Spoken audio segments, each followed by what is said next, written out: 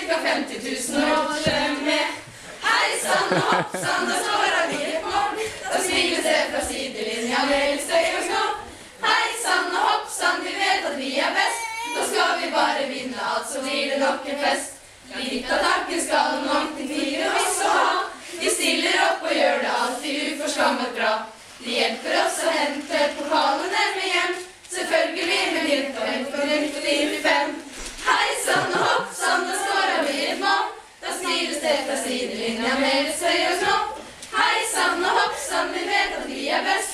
Nå skal vi bare vinne alt, så blir det nok en fest. Den største takken går så til mannen i vårt liv. Han heter Tresorego, og han har et lokomotiv. Det er ikke rart vi vinner så heldig som vi er, med trenere som stiller opp i all slags vær.